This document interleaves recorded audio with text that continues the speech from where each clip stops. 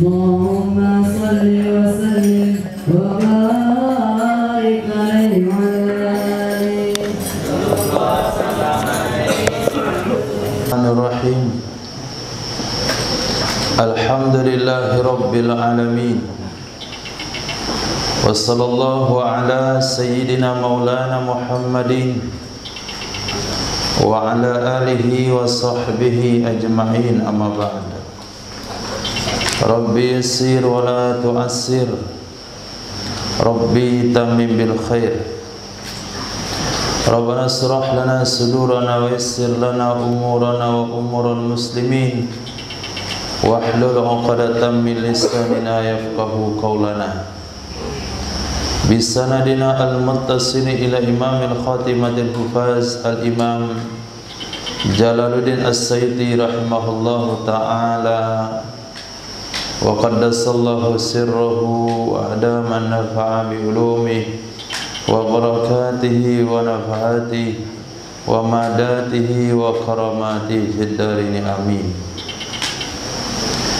Kita lanjutkan dengan kitab Jami' Shaghir, hadis nomor 5637. 5637 hadis dhaif terdapat dalam kitab Imam At-Tabrani dengan kitabnya Al-Awsat dari Sayyidina Anas ibn Malik radhiyallahu an. Nabi sallallahu alaihi wasallam bersabda, udul marda, jenguklah oleh kalian, bezuklah oleh kalian al marda, orang sakit, wa muruhum, dan suruh olehmu, mintalah olehmu, kepada mereka, fal yad'u lakum, maka hendaklah mereka mendoakan kalian. Fal yad'u, maka hendaklah mereka berdoa, lakum, untuk kalian. Kenapa orang sehat minta doa kepada orang sakit? Bukankah orang sakit didoakan supaya sembuh? Tapi Nabi mengajarkan sebaliknya. Kalau orang sehat mendoakan orang sakit, itu wajar. Dia datang untuk memberikan doa kesembuhan. Tapi yang sering terlupakan adalah kita minta orang sakit itu mendoakan kita. Fa inna da'watal marid, maka sesungguhnya doa orang sakit mustajabah, dikabulkan oleh Allah Subhanahu wa ta'ala. Wa dzambuhu maghfur, dan dosanya orang sakit diampuni oleh Allah. Kadangkala satu kebanggaan kalau kita enggak sakit-sakit. Alhamdulillah saya enggak sakit-sakit. Mungkin itu satu perkara yang mesti dibanggakan.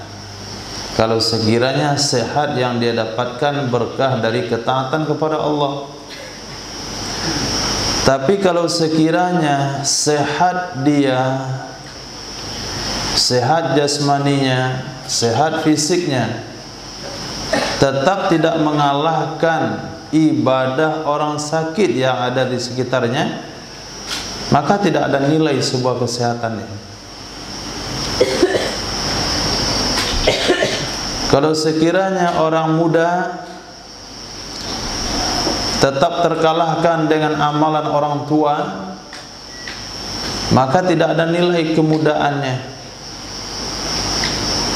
Jadi sehat yang disyukuri itu adalah sehat yang dengan sehat itu kita memiliki kesempatan beribadah lebih banyak dari orang sakit. Tapi kalau sekiranya orang sakit berjamaah ke masjid, dia sehat tidak? Enggak perlu disyukuri sehat itu. Sehat itu akan menjadi hujjah terhadapnya pada hari kiamat. Kadangkala juga sebuah penyesalan di dalam diri seorang muslim kalau sakit selalu menimpanya. Dari satu sakit ke sakit yang lain, sakit yang lain dan sakit lagi. Semestinya itu tidak perlu untuk disesali. Kenapa? Karena doanya orang sakit sama dengan doa malaikat. Kemudian sakit yang diderita mungkin saja tujuan Allah adalah supaya dia pulang ke akhirat dalam dosa diampuni oleh Allah. Dan kita bersyukur kepada Allah kalau di akhir hayat sebelum meninggal dunia kita sakit dulu, tapi sakit yang tidak menghalangi beribadah kepada Allah. Sakit yang tidak menghalangi ibadah kepada Allah. Yang masalahnya adalah malam ini dia sehat walafiat, masih duduk di kedai domino, masih tertawa, besok subuh ada pengumuman dia mati. Bukan meninggal, dia mati. Itu yang masalah. Tapi kalau sebulan sebelum meninggal dunia sakit-sakitan, tapi tetap rutin berjamaah, tetap dengan amal ibadahnya, lalu meninggal dunia, itu satu anugerah yang besar. Kenapa dikatakan anugerah? Karena sakit itu adalah pengampunan dosa. Ada satu orang sahabat yang meminta kepada baginda Nabi Muhammad sallallahu alaihi wasallam supaya selalu didoakan demam, tapi demam yang tidak menghalangi ibadah kepada Allah. Maka kata perawi hadis, setiap kami berjabat tangan dengan sahabat itu, kami merasakan telapak tangannya panas. Hadis berikutnya Nabi sallallahu alaihi wasallam bersabda, "Audul marid." Jenguklah oleh kalian akan orang sakit. Wattabi'ul janaiz. Ikutilah oleh kalian akan jenazah. Ikutilah oleh kalian akan jenazah. Mengikuti yang diperintahkan di sini adalah dari setelah disolatkan ke pemakaman. Tapi kalau mengikuti jenazah dari rumah ke masjid, itu mesti memang kita mau menyolatkan jenazah. Tapi yang berkesan itu adalah mengikuti jenazah dari tempat solat ke tempat pemakaman. Dan itu tidak dianjurkan kepada wanita. Hadis ini khusus untuk laki-laki. Di sana kita bisa mengambil iktibar. Pada hari ini kita mengantarkan dan satu saat pasti akan diantarkan. Nah, ketika jenazah diletakkan di pinggir kuburan, kemudian diturunkan ke bawah dan diturunkan, kepalanya lebih duluan masuk baru kakinya, kemudian dibaringkan di atas lambung kanan menghadap ke arah kiblat dalam posisi tidur yang disunahkan. Itu kita juga mengambil iktibar. Kafa bil mauti mau'izah. Cukup kematian itu memberi nasihat.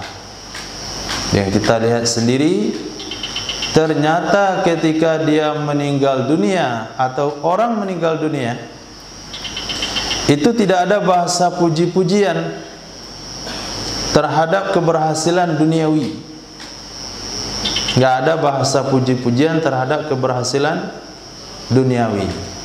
Alhamdulillah lah dia meninggal, dia sudah dokter kok. Nggak ada kesebutan seperti itu. Alhamdulillah lah dia sudah meninggal dunia, dia juga sudah berhasil buat rumah. Alhamdulillah dia meninggal dan dia sudah berhasil punya kedai. Enggak pernah terkeluar dari mulut seseorang ucapan alhamdulillah atas keberhasilan orang meninggal atas duniawi. Pasti ungkapan yang keluar adalah alhamdulillah dia jamaah tetap masjid. Alhamdulillah dia rutin baca Yasin setiap pagi. Alhamdulillah dia hafal Al-Quran. Alhamdulillah dia orang soleh. Alhamdulillah dia orang baik.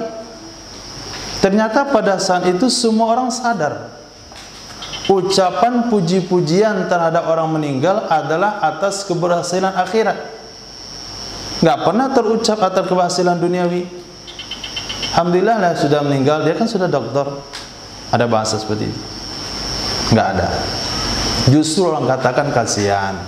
Kasihan dia baru buat rumah dah mati. Kasihan hartanya banyak yang ditinggalkan, dia meninggal. Paling ada bahasa kasihan. Berarti pada saat itu naluri manusia sadar mana yang sebetulnya bermanfaat ketika dia meninggal dunia, mana yang tidak bermanfaat. Orang yang tidak belajar agama sekalipun akan terkeluar dari mulutnya ucapan alhamdulillah atas keberhasilan akhirat. Kemudian keluar di mulutnya kata-kata kasihan atas keberhasilan duniawi. Katakanlah dia dilantik jadi PNS, lepas itu dia meninggal dunia, apa kata orang? Kasihan baru dilantik dah mati. Kasihan bahasanya. Apalagi nggak jadi dilantik. Kasihan dia menghonor belum PNS dah mati. Bahasa kasihan. Tapi kalau dia jamaah masjid, alhamdulillah dia jamaah tetap sholat jamaah. Khair. Itu salah satu tujuan yang diinginkan oleh baginda Nabi SAW.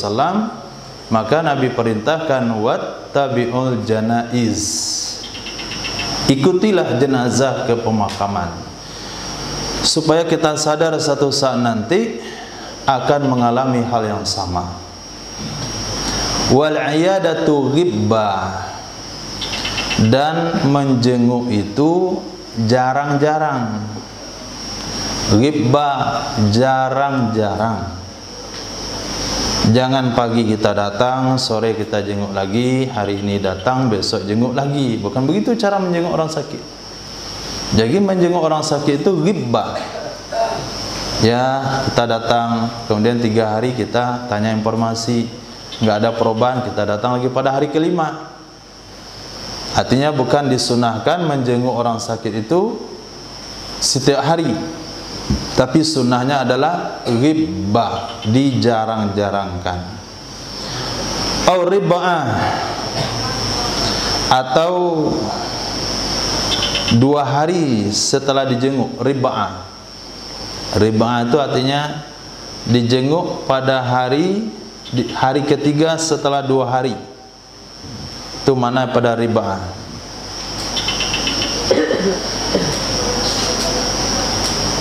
Maaf, salah.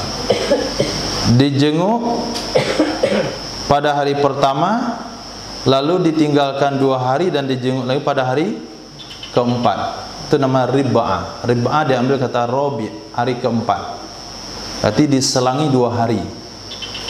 Jenguk lagi pada hari keempat, dihitung dari hari pertama dijenguk. Artinya diselangi 2 hari. Illa ayyakuna maghluban, kecuali bahwa ada ia orang sakit itu sudah maghlub, sudah dikalahkan, artinya tidak sadarkan diri, sudah koma, nggak tahu lagi dengan orang yang datang. Fala yu'adu, maka tidak dianjurkan untuk dibezuk, maka tidak dianjurkan untuk dijenguk. Nggak ada lagi gunanya. Kalaupun kita datang, kita nggak bisa minta doa. Kalaupun kita datang, kita sudah tidak lagi bisa menanyai keadaannya. kalaupun kita datang, kita juga tidak bisa memberikan saran amalan apa yang mesti diperbanyak ketika sakit. Ahbabillah, kalau orang tua, keluarga kita, sanak, karib, kerabat sudah sakit, artinya sudah terlalu parah sakitnya, sehingga tidak, menurut dia sudah mencium bau malaikat maut, maka banyak baca surah Qul huwallahu ahad. Enggak usah duduk membaca Quran, enggak bisa lagi. Berbaring saja Qul huwallahu ahad, Allahus samad, lam yalid wa lam yulad. Karena 3 kali Qul huwallahu ahad itu sama dengan khatam sekali Al-Quran. Perbanyak baca Qul huwallahu ahad. Kemudian zikirnya La ilaha illallah. Bukan berarti enggak boleh zikir yang lain, tapi itu zikir yang dimaksimalkan. Karena Nabi bersabda, "Man kana akhiru kalami la ilaha illallah dakhala jannah." Wa ta'ziyatu marrah. Kemudian takziah itu 1 kali. Besok santri datang lagi ya. Enggak sunnah. Sunnahnya 1 kali saja. Dan takziah itu sunnahnya hari pertama, hari kedua, hari ketiga. Hari keempat enggak sunnah lagi. Terhitung sejak dikebumikan. Walaupun di sini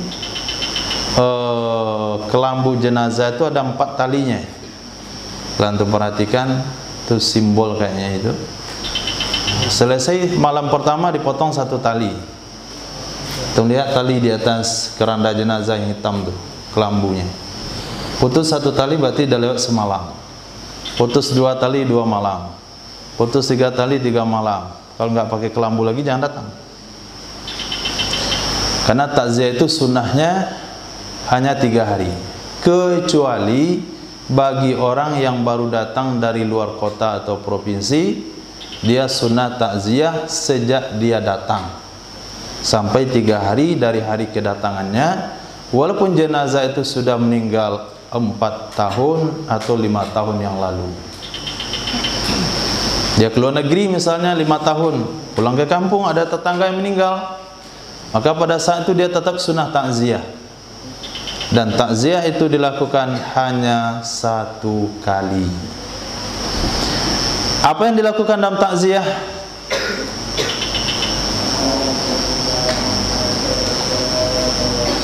Ini jam mati. Cabut.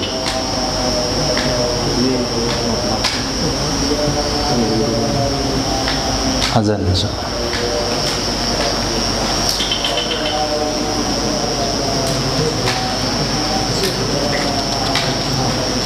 Bismillahirrahmanirrahim. Jadi di antara tujuan takziah itu adalah menghibur dari keluarga yang ditinggalkan. Dan hadis yang disampaikan sesuai dengan jenazah yang meninggal.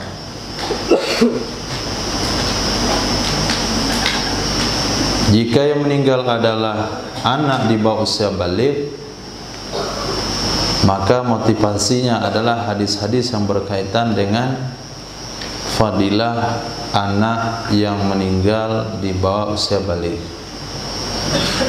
Kalau yang meninggal itu adalah suami atau istri, di antara hadis yang diriwayatkan adalah hadis Sayyidatina Ummi Salamah radhiyallahu taala anha atas meninggalnya Sayyidina Abi Thalha radhiyallahu anhu.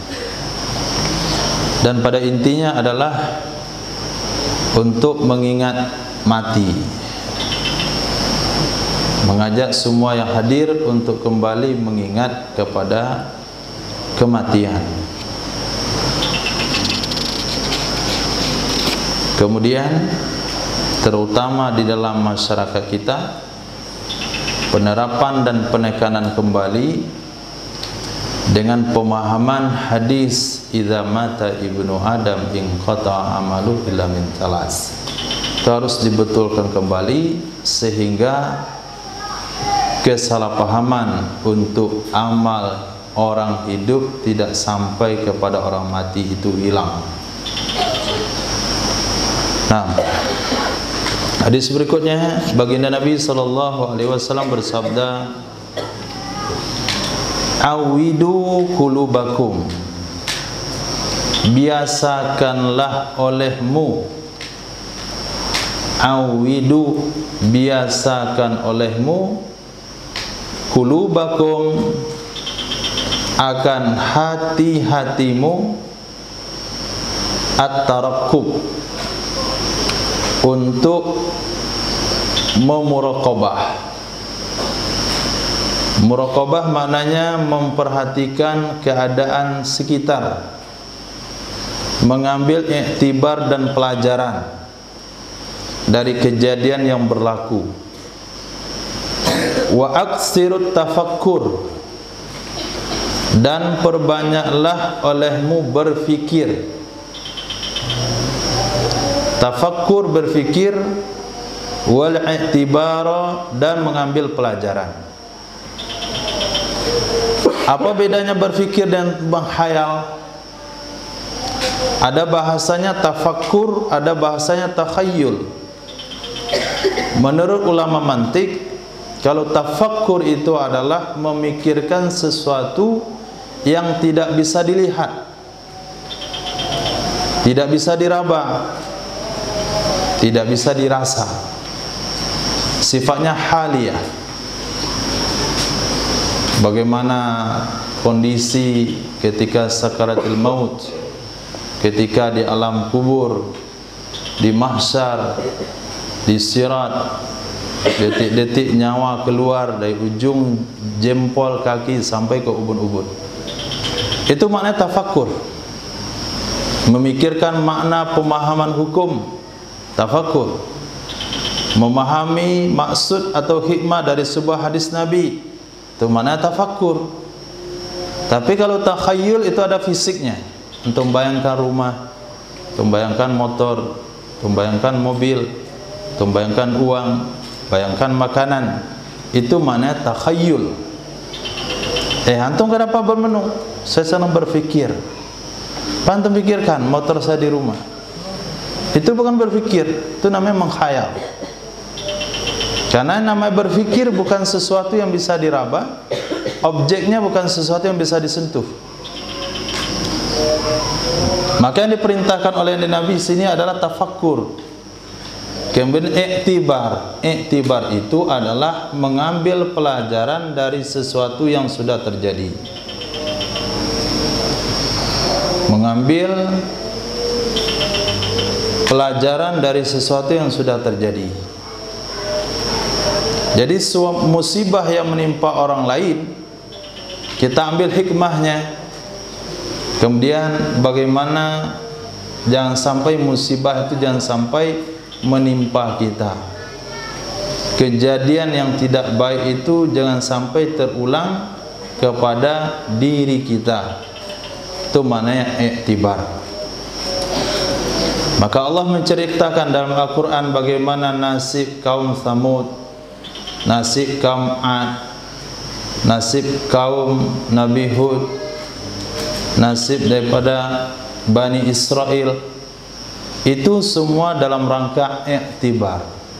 Fa'tabiru ya ulil absar.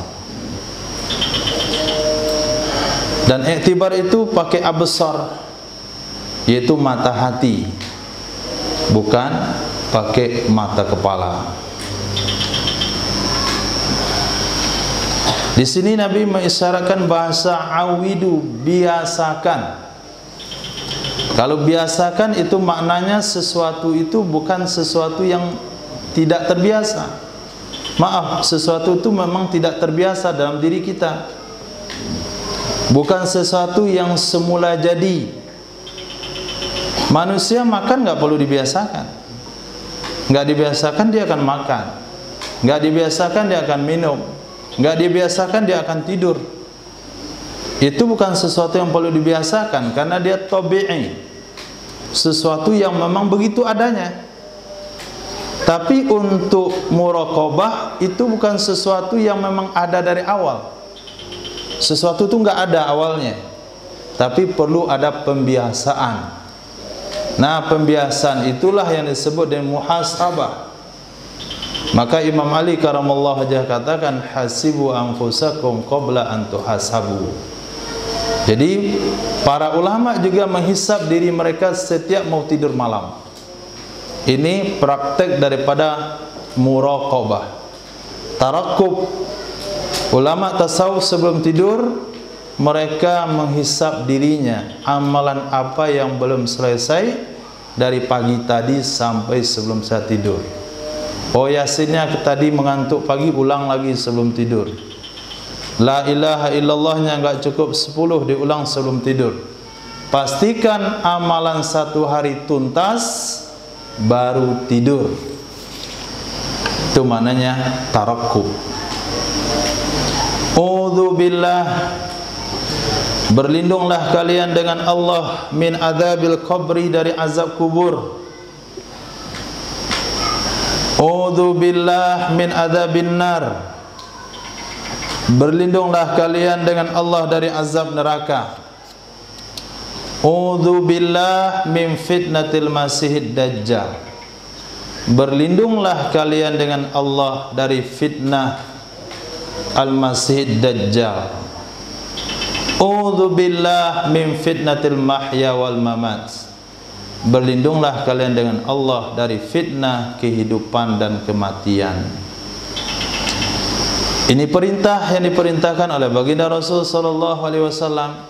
Dalam riwayat yang lain Nabi mengajarkan redaksinya, Allahumma inni a'udzubika min adzabil qabri wa fitnatihi wa min adzabin nar wa a'udzubika min fitnatil masihid dajjal wa a'udzubika min fitnatil mahya wal mamat. Redaksi yang berbolak-balik enggak ada masalah, tapi lebih baik redaksi yang diajarkan oleh Nabi sallallahu alaihi wasallam. Auratul mukmin ma baina surrati ila rukbatih, aurat orang beriman itu antara pusarnya ke lututnya. Ma baina, sesuatu yang ada ia, baina surrati, antara pusarnya, ila rukbatih, ke lututnya.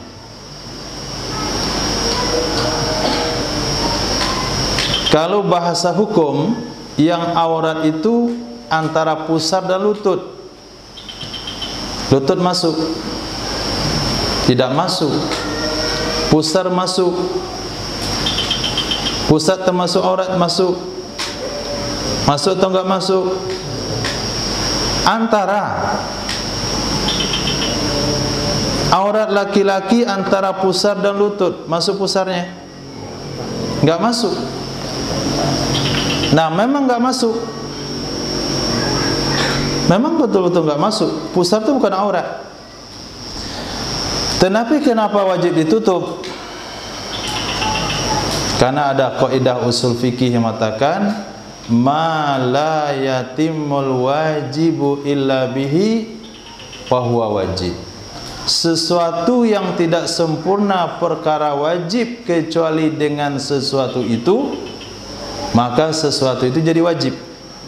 Siapa yang bisa memastikan kulit di bawah pusarnya 1 mili tidak terbuka? Pusarnya pas terbuka, tapi kulit di bawah pusar itu enggak kebuka. Jadi sarungnya, celananya enggak bergerak. Bisa dipastikan? Enggak bisa. Untuk memastikan tertutupnya antara pusar dan lutut, tutup pusarnya.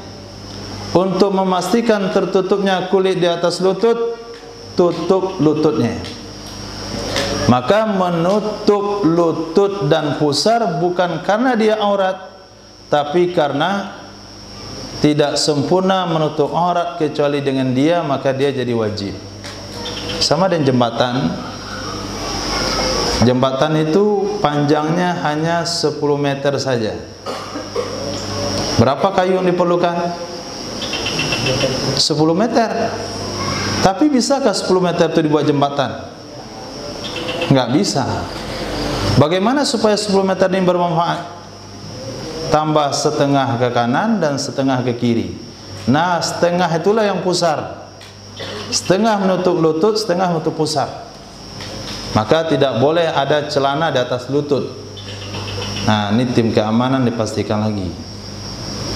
Tidak ada celana di atas lutut ketika mandi, dan tidak ada celana di bawah pusar ketika mandi atau ketika di mana saja, kecuali dalam celana. Tidak ada masalah. Itu aurat antara laki-laki dengan laki-laki dan perempuan dengan perempuan. Wa auratul rajuli 'alal rajuli, aurat laki-laki sesama laki-laki.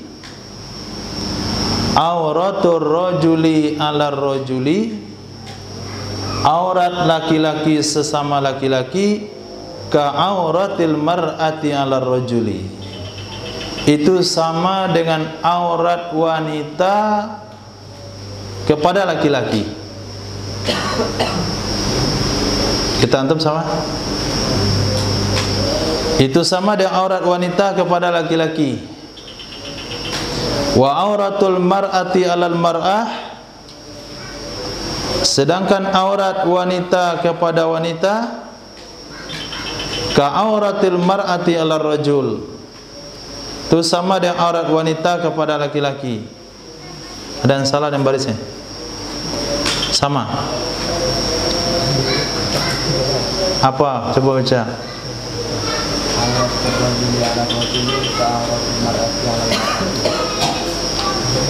Lanjut.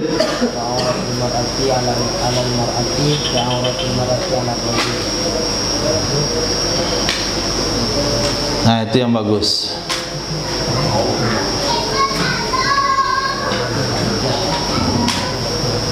Karena kalau auratil mar'ati 'ala rajuli gawat.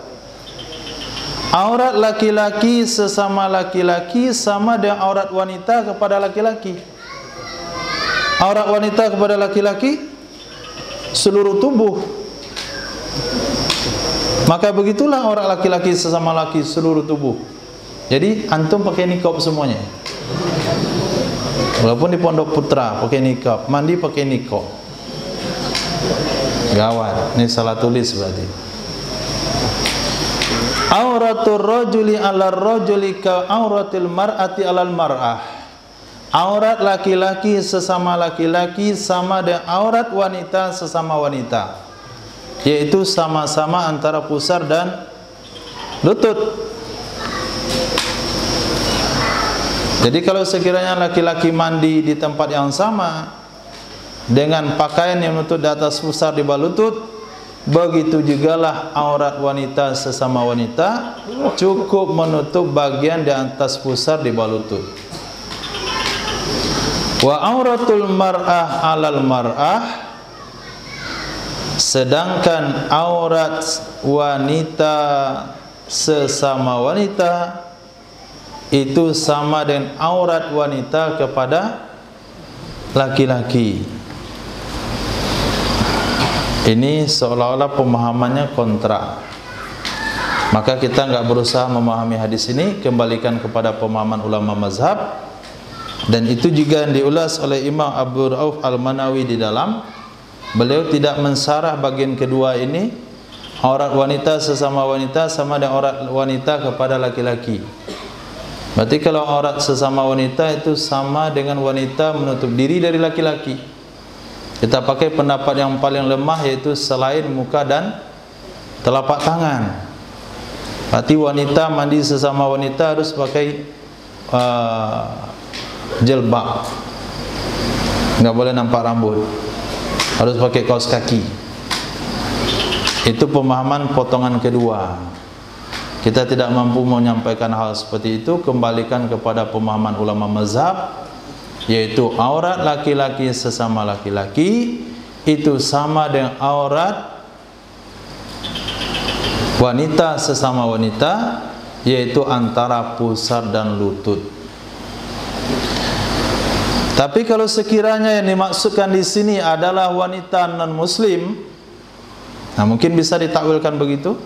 Aurat wanita muslimah kepada wanita yang non-muslim itu sama dengan aurat wanita kepada laki-laki. Kalau itu betul. Jadi kalau sesama muslim tidak ada masalah. Tapi kalau kepada wanita yang non-muslim, aurat wanita muslimah kepada wanita non-muslim itu sama dengan aurat laki-laki wanita kepada laki-laki ajnabi. Kenapa diperintahkan seperti itu dalam pendapat ulama mazhab? Karena tidak ada jaminan wanita non-muslim ini akan bercerita kepada suaminya. Apabila dia bercerita pada suaminya, maka hukumnya sama dengan suaminya melihat langsung kepada wanita tersebut. Dan mungkin saja pemahaman ini berlaku kepada wanita-wanita yang tidak tahu dengan hukum hakam Islam. Maka seorang wanita muslimah, seorang pelajar, santriwati, itu harus menjaga auratnya kepada wanita-wanita yang tidak amanah, kepada wanita-wanita yang fasik, yang mungkin dia tidak menyadari, dia akan bercerita tentang wanita itu kepada suaminya. Maka bagi wanita haram hukumnya menceritakan kepada saudara laki-lakinya, kepada suaminya, kepada siapa saja atas apa yang dia lihat dari wanita yang lain dalam batas aurat antara pusar dan lutut. Itu enggak boleh, maka hukumnya haram.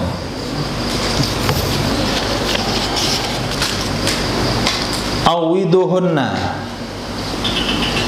beri mahar olehmu. Awidu dari bahasa iwad, nilai, harga.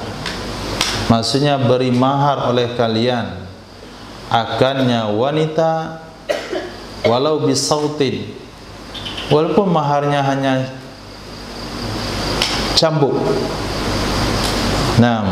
cemeti, yakni fit tazwid, maksudnya dalam pernikahan. Maksudnya di dalam pernikahan. Jadi jangan sampai nggak ada mahar, walaupun itu cambuk cukup. Walau khataman min hadid, walaupun hanya cincin dari besi. Apalagi sudah 1 gram emas, itu sudah lebih dari cukup. Apalagi seperangkat alat sholat, itu juga sudah cukup. Nabi bersabda, walaupun hanya cemeti pedati atau cemeti kuda, kalau nggak ada yang lain. Kalau nggak ada juga, itu ada dahan-dahan kelapa yang jatuh, ambil lidinya, kira-kira 5-10 pelepah, antum ikat jadi sapu.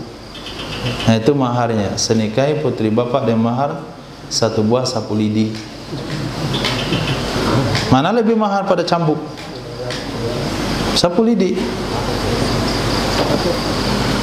Kan bisa.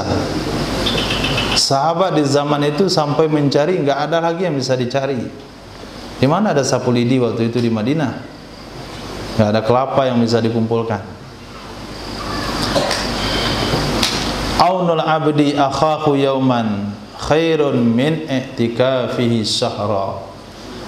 Membantu oleh seorang hamba Allah, aunul abdi, membantu oleh seorang hamba Allah, akhahu, akan saudaranya, yauman, 1 hari, khairun, itu lebih baik, min i'tikafihi, dari beriktikafnya seorang hamba Allah, syahran, selama 1 bulan. Syahran, selama 1 bulan. Ini yang menyebabkan Sayyidina Abdullah bin Abbas radhiyallahu taala anhu, beliau meninggalkan i'tikafnya karena ingin menunaikan hajat daripada salah seorang yang datang kepadanya. Ketika diingatkan, Tuhan kan sedang i'tikaf, maka Sayyidina Abdullah bin Abbas menyampaikan hadis yang semakna dengan hadis ini. Jadi bantuan yang saya berikan kepada saudara muslim itu lebih tinggi nilainya daripada i'tikaf yang saya lakukan. Di sini walaupun hadisnya dhaif dan hadisnya mursal, hanya sampai sanadnya kepada Imam Hasan Al-Basri, tidak disebutkan sahabatnya siapa, tapi ini sudah cukup menjadi motivasi. Membantu sesama muslim itu lebih berharga daripada i'tikaf 1 bulan.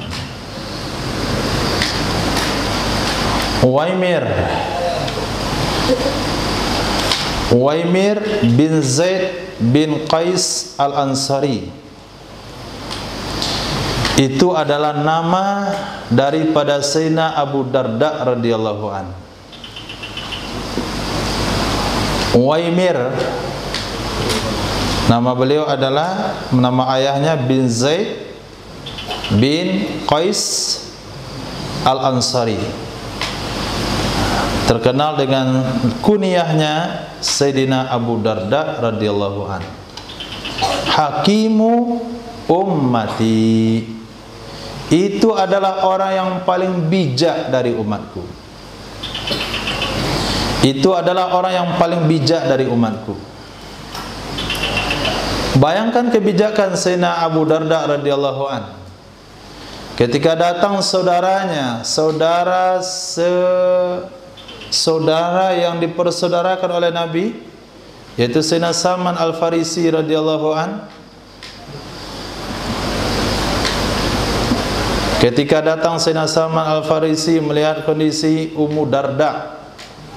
Jadi Sayyidina Abu Darda itu punya istri 2, dan kedua-duanya namanya Ummu Darda.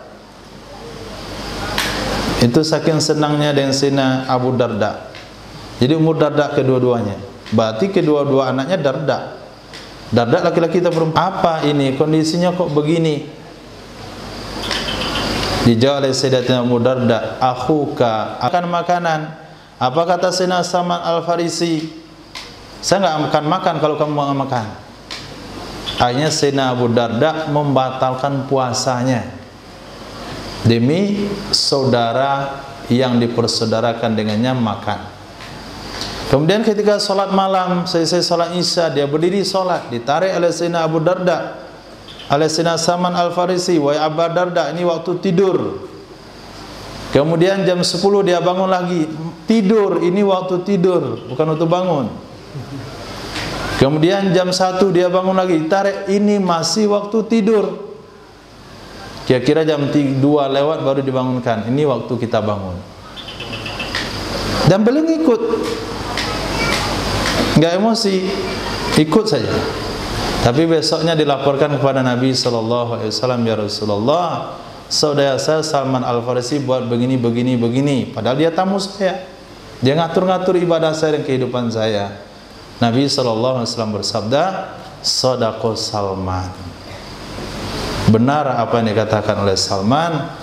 Wali ainika alaika haqqa, 2 matamu punya hak. Wali zaujika alaika haqqa, istri terhadapmu punya hak. Wali nafsika alaika haqqa, dirimu terhadap dirimu juga punya hak. Wa ati kulli dhi haqqa haqqa, berikan kepada yang berhak haknya masing-masing. Itu kebijakan daripada Sayyidina Abu Darda radhiyallahu an. Beliau mau menerima teguran dari saudaranya, dan beliau tidak cepat mengambil sebuah kesimpulan. Beliau tahan emosinya sampai besok pagi, dan ditanyakan kepada baginda Nabi SAW. Kita Nabi membenarkan apa yang dikatakan oleh Sayyidina Salman. Beliau bersedia merubah cara hidupnya. Itu namanya bijaksana. Wa Jundub, dan Jundub bin Junadah. Sayyidina Jundub bin Junadah itu jarang juga kita dengar namanya. Beliau sering kita dengar dengan sebutan Sayyidina Abu Dzar Al-Ghifari radhiyallahu anhu. Jadi Sayyidina Abu Dzar Al-Ghifari itu disebut dengan kunyah, sedangkan nama aslinya adalah Sayyidina Jundub bin Junadah. Itu adalah taridu ummati, orang yang tersingkir dari umatku, orang yang menyendiri dari umatku. Ya'isu wahda, dia hidup sendirian. Wa yamutu wahda, dia meninggal sendirian. Wallahu yab'atsuhu wahda, Allah akan membangkitnya sendirian. Itu Sayyidina Abu Dzar Al-Ghifari radhiyallahu anhu. Ketika bergejolak politik antara khalifah dan khalifah, beliau enggak ikut campur. Beliau pergi menyendiri. Ketika ditanya, enggak tahu urusan saya enggak mau lagi berurusan. Beliau tinggal sendirian, jauh dari pemukiman. Bukan berarti enggak sholat jamaah, tapi hidup beliau jauh daripada pemukiman. Mungkin hari ini juga ada orang-orang yang punya cara hidup seperti Sayyidina Abu Darda radhiyallahu anhu. Sayyidina Abu Dzar Al-Ghifari radhiyallahu anhu, dia pergi ke ladang, pagi-pagi balik sore, pagi-pagi balik sore, kadang tidur di ladang, kemudian enggak balik-balik, mati di ladang.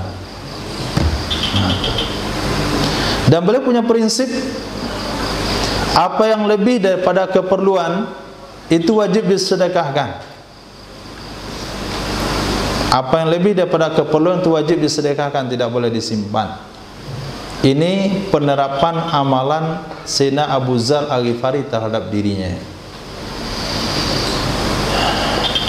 Iyadatul marid a'zamu ajran min ittiba'il janaiz. Menjenguk orang sakit itu lebih besar pahalanya daripada mengikuti jenazah. Iyadatul marid, menjenguk orang sakit, a'zamu ajra, lebih besar pahalanya, minat tibail janaiz, dari mengikuti jenazah. Ainani, ada dua mata, la tamassuhuma, tidak menyentuh akan keduanya dua mata, annaru, oleh api neraka, abada, selama-lamanya. Pertama adalah ainum bakat min khasyatillah, mata yang menangis dari karena takut kepada Allah. Wajar ulama sufi katakan kadangkala dosa itu lebih besar faedahnya dari pahala. Kadangkala dosa jauh lebih besar faedahnya dari pahala. Dosa yang mana? Dosa yang mengingatkan pelakunya sehingga meneteskan air mata. Dari pahala yang mana? Dari pahala ibadah yang membuat pelakunya merasa bersih dan suci sehingga menganggap dia sudah menjadi ahli surga. Maka jangan pernah memandang zahir daripada orang lain. Kita memandang seseorang ahli ibadah, wajar kita berhusnuzan, dia itu baik. Dalam bab muamalah, dalam bab muasyarah, menjadikan dia sebagai saksi dalam jual beli, saksi dalam hukum, saksi dalam nikah. Tapi bukan berarti kita boleh memandang rendah kepada orang lain yang berbuat dosa. Kenapa? Karena bisa saja dosa yang dilakukan oleh si fulan tersebut justru menggetarkan hatinya sehingga takut kepada Allah. Tapi pahala yang dibuat oleh si fulan tersebut membuat dia sombong dan angkuh, menganggap dirinya sudah ahlul jannah. Karena dia sudah menganggap dirinya ahlul jannah, sehingga dia vonis orang lain ahli neraka. Nah, kamu ahli neraka, dia itu penduduk neraka, dia sesat masuk neraka.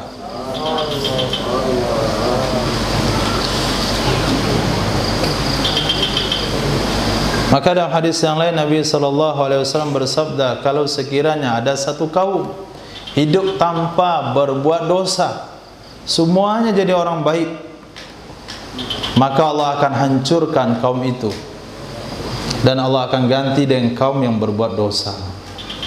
Lalu dia bertobat kepada Allah. Jadi adanya orang berbuat dosa di muka bumi itu ada satu yang dikehendaki oleh Allah Subhanahu wa taala. Bukan berarti ini hadis motivasi buat dosa. Jangan sampai salah paham lagi. Antum merasa nyaman nanti buat dosa, santai, ini memang takdir Allah begini. Sesat. Bukan itu maksud dari hadis ini. Ini hadis bermaksud memandang orang di luar kita, bukan memandang diri kita untuk berani kepada Allah. Wa ainun batat tahrusu fi sabilillah, dan mata yang berjaga-jaga, tahrusu, ia menjaga atau melakukan penjagaan di jalan Allah Subhanahu wa ta'ala. Dua hadis terakhir, ainani la tarayanin nar, dua jenis mata tidak memandang kedua-duanya ke neraka. Ainun bakat, mata yang menangis, wajalan karena takut, wajalan gemetar, karena gemetar min khasyatillah, dari karena takut kepada Allah Subhanahu wa ta'ala.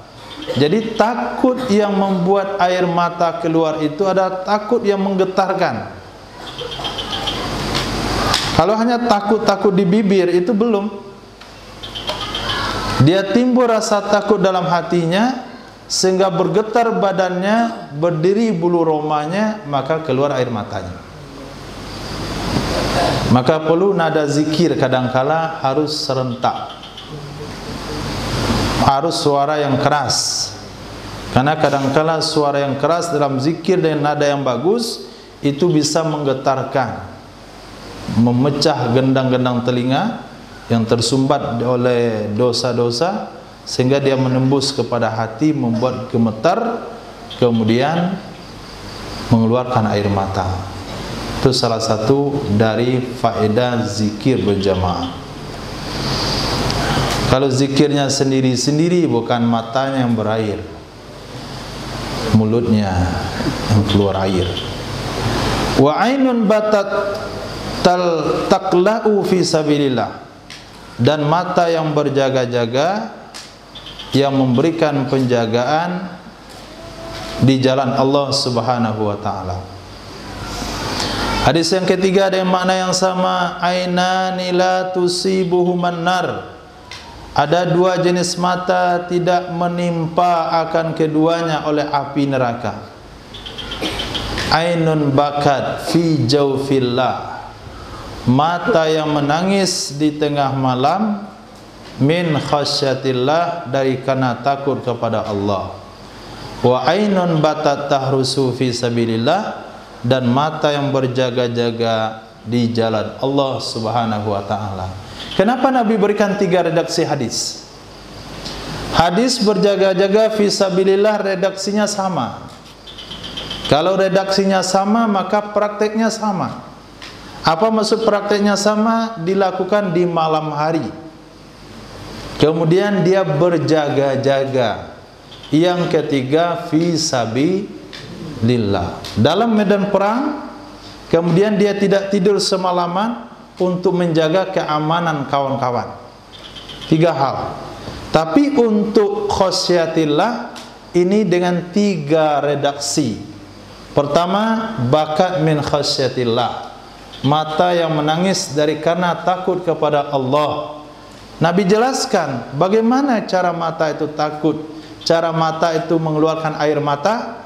wajila, wajala, dia harus menggetarkan hati dulu baru bisa mengeluarkan air mata. Lalu pada hadis ketiga dijelaskan kapan waktunya bisa didapatkan, fi jawfil lail, di tengah malam. Jadi waktunya tengah malam, kemudian mengingat dosa yang dilakukan, kemudian membuat hati gemetar, selepas itu baru bakat aina, keluar air matanya. Khair, insyaallah sudah sampai di judul berikutnya. Silakan bapak-bapak, mungkin ada pertanyaan. Ya Karim Allah.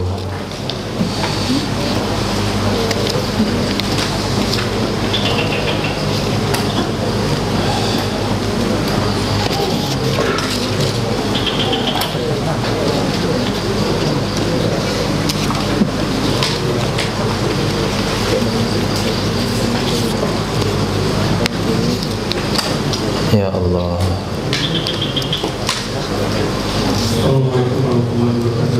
Waalaikumsalam warahmatullahi wabarakatuh. Mengenai hukum barang temuan waktu itu seperti barang terpendam atau hukum barang hasil tambang atau hukum dari bagi nelayan, baik itu di sungai ataupun di lautan, barang yang ditemukan. Ini hukumnya mengenai barang, apakah itu kita sebut berupa makhluk, bisa jadi juga makhluk atau tanaman di sungai atau di lautan. Kemudian bagaimana hukumnya mainan anak-anak yang menyerupai makhluk, sementara kita tidak dibenarkan untuk memajang gambar ataupun bentuk patung yang menyerupai makhluk kita Allah. Jazakumullah khair.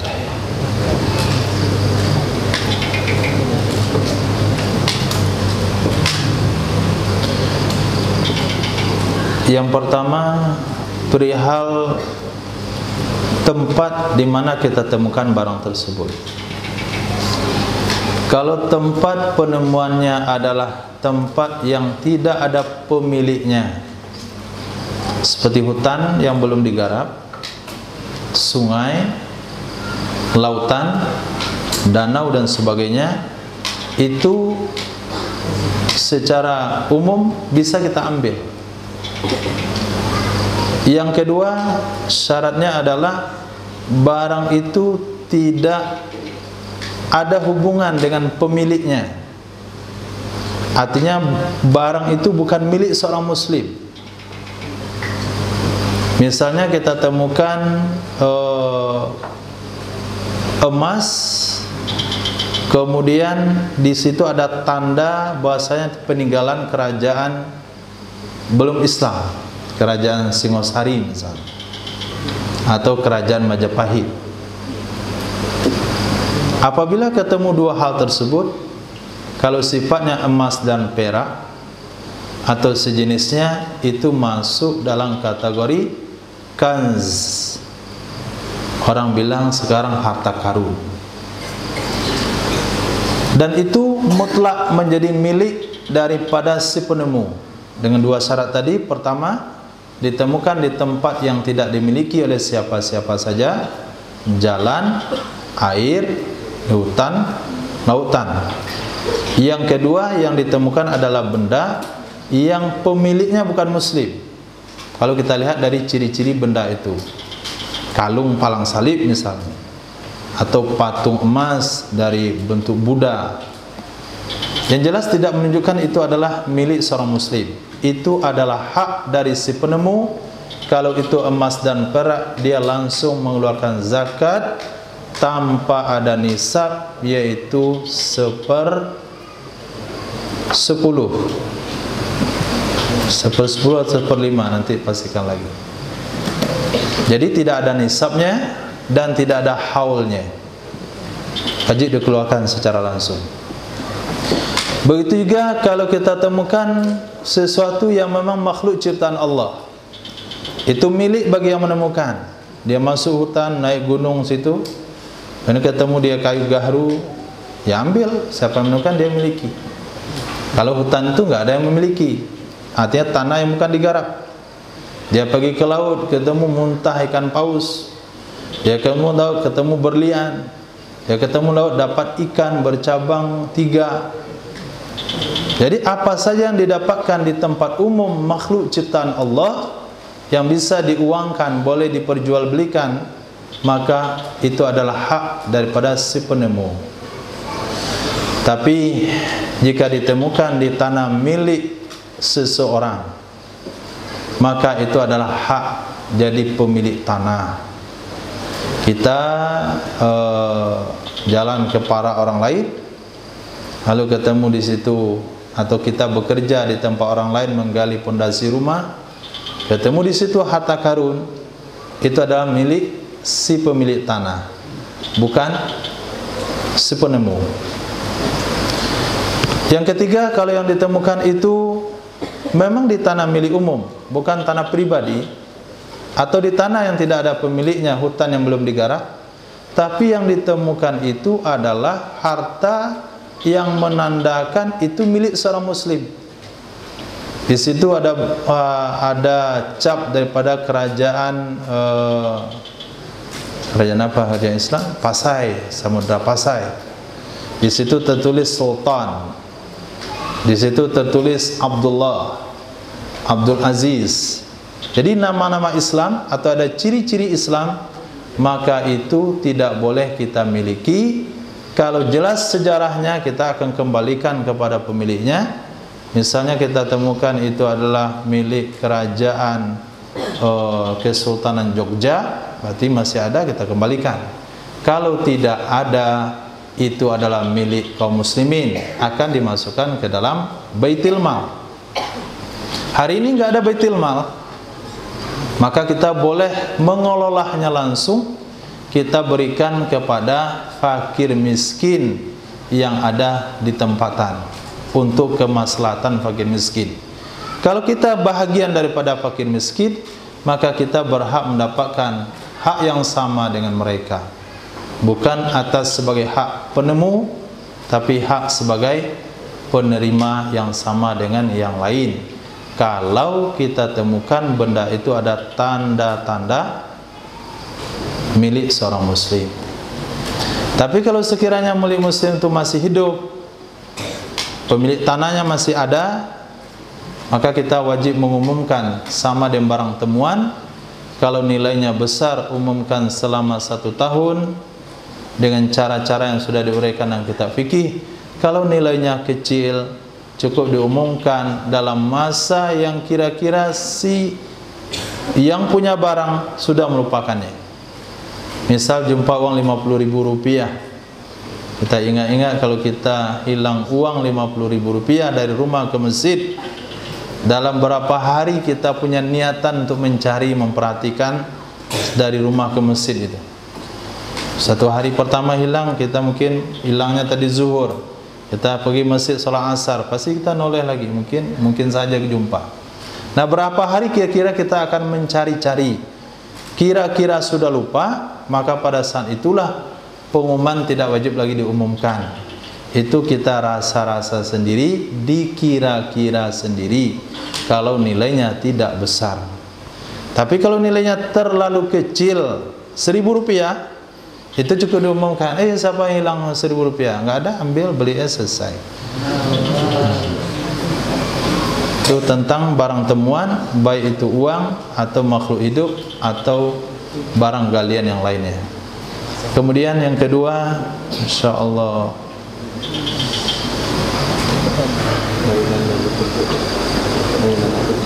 mainan anak kecil. Hadis yang kemarin kita baca dalam Sunan Ibnu Majah radhiyallahu an rahimahullahu taala.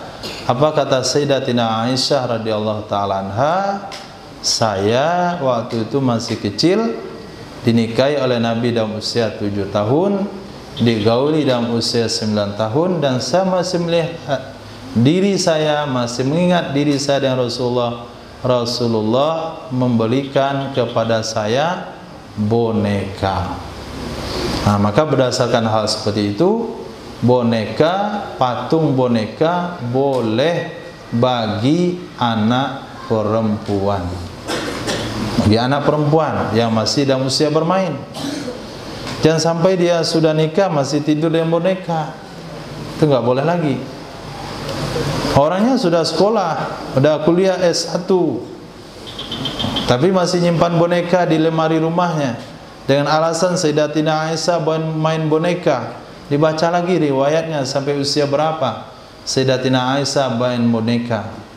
Jadi permainan boneka artinya benda yang menyerupai makhluk hidup bagi anak wanita itu diperbolehkan. Nabi sendiri memberikan boneka kepada Sayyidatina Aisyah radhiyallahu taala anha.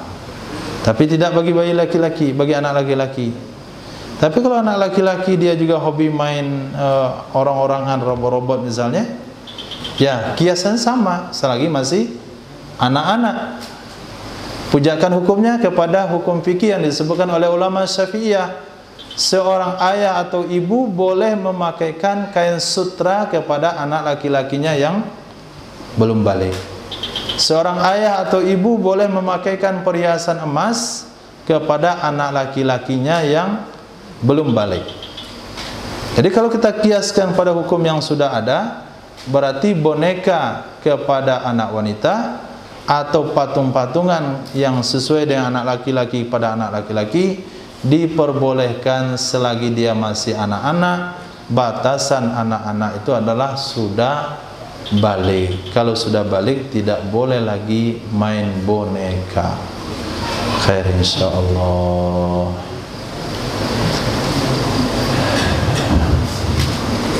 Sudah. Assalamualaikum warahmatullahi wabarakatuh. Waalaikumsalam warahmatullahi. Izin bertanya Ustaz mengenai penyelenggaraan jenazah. Ada 3 pertanyaan Ustaz. Yang pertama, bagaimana cara seorang atau pelayat melayat pada saat jenazah masih ada di pembaringan, belum dimulai disegarkan, baik itu perempuan ataupun laki-laki. Bagaimana caranya sesuai sunnah Ustaz? Yang kedua Ustaz, pada saat zaman Covid ada pro kontra mengenai orang-orang munafik yang kalau meninggal tidak perlu disolatkan. Nah, bagaimana apabila ada satu kampung kita tahu bahwa orang ini sholat 5 waktu enggak, Jumat enggak, bagaimana apabila orang itu meninggal? Apakah ada hukum tertentu yang membolehkan kita untuk tidak ikut menyelenggarakan jenazahnya? Yang ketiga Ustaz, ada satu kondisi jenazah meninggal pada hari Kamis jam 2 siang. Manakah yang lebih diutamakan, mempercepat penyelenggaraan atau menunggu diselenggarakan pada saat habis sholat Jumat? Mengingat sholat Jumat itu biasanya ramai yang mensolatkan Ustaz. Terima kasih. Jazakumullah. Terima kasih, jazakumullah khair.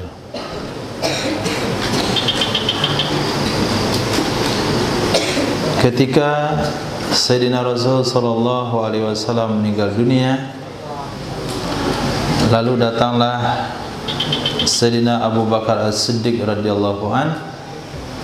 Kemudian beliau membuka mukanya Nabi sallallahu alaihi wasallam, lalu mencium antara 2 alis mata Nabi sallallahu alaihi wasallam. Kemudian Sayyidina Abu Bakar As-Siddiq katakan, "Ya Rasulullah, tibta hayyan wa mayyita, engkau berbau wangi baik dalam keadaan hidup atau sudah meninggal dunia." Tapi hal itu tidak dilakukan oleh Sayyidina Umar bin Khattab radhiyallahu an. Tidak juga ada riwayat dilakukan oleh Sayyidina Utsman bin Affan radhiyallahu an. Maka kita menyikapinya sejauh mana kedekatan kita kepada orang yang ditakziahi. Bahasa kita melayat, tapi bahasa hukum itu juga namanya takziah. Takziah itu dilakukan baik sebelum dikuburkan atau setelah dikuburkan. Jadi bagaimana kita menyikapinya? Kita akan sikapi seperti dia seolah-olah hidup. Kira-kira kalau seperti itu hubungan hanya bertetangga, kalau kita jumpa itu sejauh mana kita duduk dekatnya dan sejauh mana kita melakukan sentuhan fisik dan fisik, maka itulah yang bisa kita lakukan ketika dia sudah meninggal dunia. Begitu juga ketika takziah ke kuburan. Apakah setiap kuburan yang kita takziah kita dianjurkan untuk duduk di dekat kuburan? Tentu tidak. Kalau sekiranya kita takziah itu adalah seorang syekhah, seorang wanita waliullah, alimah, kita akan jaga jarak. Berkunjung ke kubur Sayyidatina Aisyah radhiyallahu taala anha misalnya. Kita berkunjung ke kubur Sayyidatina Khadijah radhiyallahu taala anha, kita akan jaga jarak sebagaimana jarak seorang laki-laki dari wanita. Kalau kita duduk bersama dalam satu majelis, berapa jarak antara duduknya laki-laki dengan wanita? Kalau sekiranya itu adalah orang dekat kita, keluarga misalnya, orang tua, tentu kita akan cium tangan. Maka kalau meninggal kita akan cium dahinya. Bukan berarti setiap ada orang meninggal disunahkan kita cium dahinya, padahal orang itu kita nggak kenal. Kira-kira kalau dia hidup, orang nggak kenal bisa kita peluk?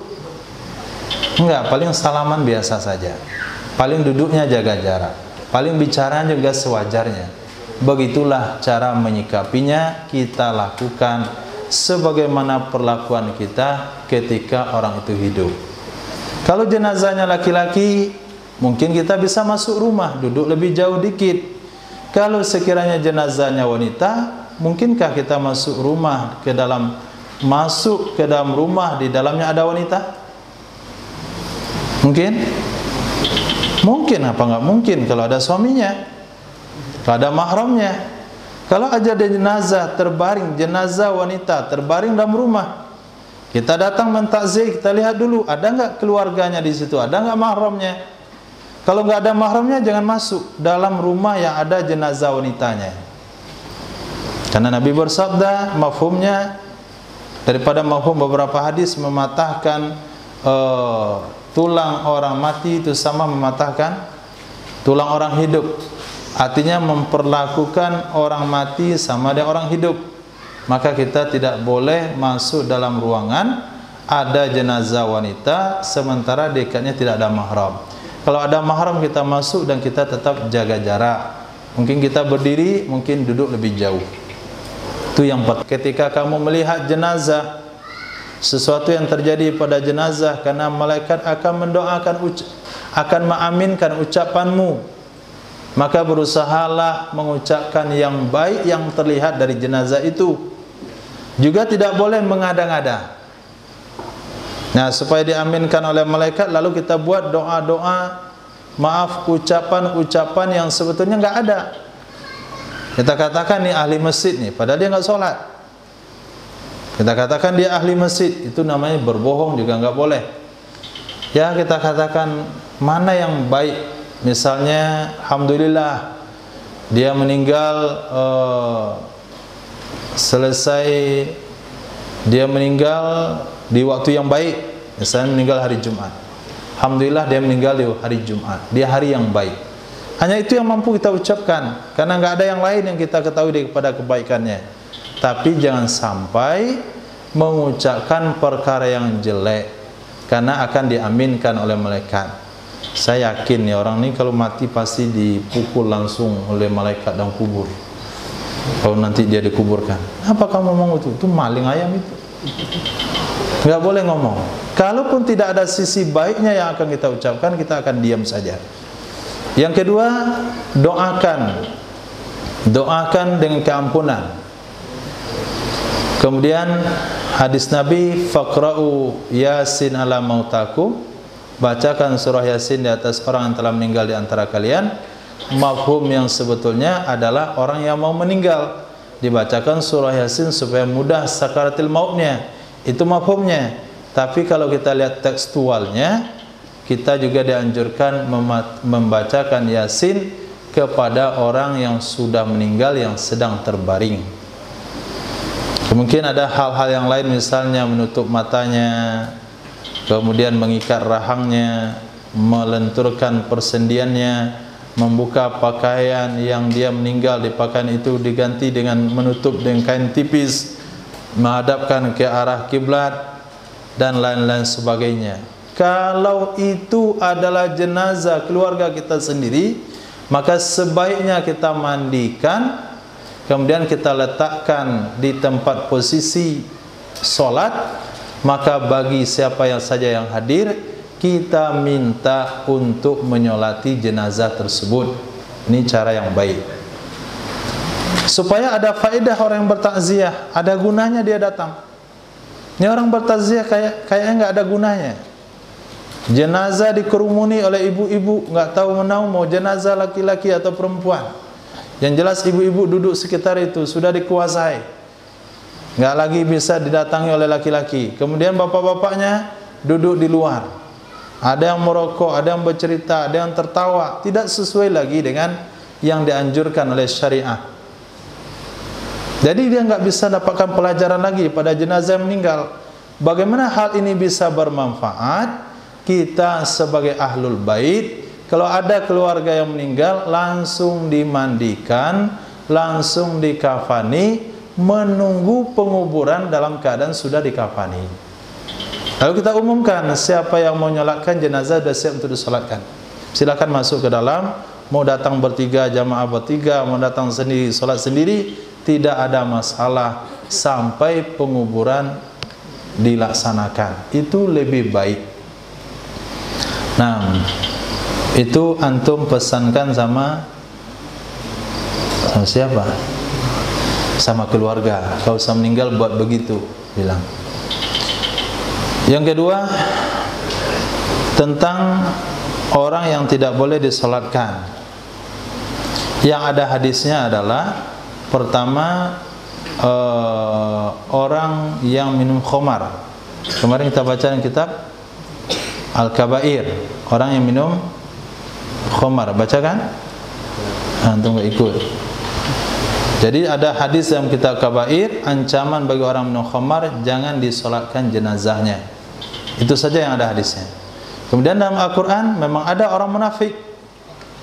Nah, munafik ini tidak bisa dinilai dari penampilan luar. Kalau dia nggak sholat sejak dilahirkan sampai meninggal, kita tidak bisa memvonis dia munafik. Nggak bisa. Karena munafik dengan fasik beda. Fasik seorang muslim punya keimanan, punya keyakinan kepada Allah, tapi dia tidak bisa melakukan amal agama. Dia yakin Allah sebagai Tuhan, dia yakin Nabi Muhammad sebagai Rasul, yakin Al-Quran itu adalah benar, tapi dia nggak mampu melakukan dan tidak pernah melakukannya. Itu fasik. Sementara munafik dia tidak meyakini kebenaran Al-Quran, dia tidak meyakini kebenaran Rasulullah. Dia sholat karena takut diperangi. Memang orang munafik itu sholat berjamaah, tapi dia mengejek Nabi, dia memperolok-olok Al-Quran. Karena nifak itu adalah sifat hati, kita tidak berhak untuk memastikannya. Karena kita tidak berhak memastikannya, asal kita tahu dia adalah seorang muslim, kita ikut menyolatkannya. Nah, kecuali yang tadi, orang yang selalu minum khamar, kita nggak tahu dia tobat atau nggak tobat, atau informasinya dia meninggal karena mabuk, itu memang ada hadis yang mengatakan tidak perlu disolatkan. Artinya bukan nggak perlu, nggak wajib, nggak perlu kamu ikut menyolatkannya, cukup beberapa orang saja. Tapi kalau nggak ada seorang pun yang mau menyolatkan, mesti satu orang daripada muslim menyolatkannya sebagai menunaikan fardu kifayah. Itu hadis tidak mengharamkan, itu hadis tujuannya adalah untuk mengancam supaya orang-orang tidak minum khamar. Yang ketiga, mengundur pengumuman jenazah demi disolatkan oleh orang ramai pada hari Jumat itu bukan bagian dari sunnah Nabi. Jadi sunnah Nabi adalah segerakan penyelenggaraan jenazah, baik itu disolatkan oleh orang ramai atau tidak, itu sudah ditakdirkan oleh Allah di Lauh Mahfuz berapa orang yang akan menyolatkannya, dan itu satu rezeki dari Allah Subhanahu wa ta'ala, dan itu adalah bahagian dari amal yang kita usahakan hari ini. Seberapa banyak kita terpanggil untuk menyolatkan jenazah pada hari ini, insya Allah sebanyak itu Allah akan panggil orang-orang menyolatkan jenazah kita. Jadi nggak usah ditunggu hari Jumat. Kenapa? Karena perintah Nabi disegerakan. Untuk apa melakukan sebuah perintah kalau tidak sesuai dengan sunnah? Nabi katakan memang bagus jenazah kamu disolatkan oleh orang ramai, tapi kamu tidak menghiraukan perintah saya disegerakan. Nah, kalau mau juga disolatkan nanti oleh orang ramai, maka bisa kita minta kepada orang ramai itu untuk menyolatkan ke kuburnya. Atau jenazah itu kita kuburkan di luar kabupaten. Misalnya dia dikuburkan di Bukit Tinggi, di Padang Panjang, maka kita bisa minta kepada jamaah Jumat untuk melakukan sholat gaib. Tapi kalau dalam kabupaten yang sama, jangan dibuat sholat gaib. Nah, mending dikuburkan di Tunggul Hitam, sholat gaibnya di Indarung, nggak boleh. Itu bukan jenazah gaib, itu jenazah satu kampung. Jadi gaib itu adalah luar kabupaten baru boleh. Khair, insya Allah. Silakan Bapak.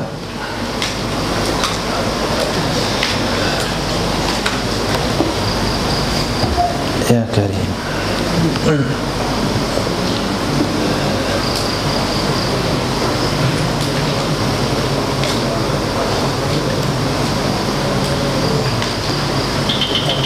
Cukup insyaallah. Mohon maaf kalau ada salah dan janggal. Subhanallahi wa bihamdihi, subhanakallahumma wa bihamdika, asyhadu an la ilaha illa anta, astaghfiruka wa atubu ilaik. Subhanaka rabbil izzati amma yasifun, wassalamun ala mursalin, walhamdulillahi rabbil alamin. Allah, persiapan salat isya.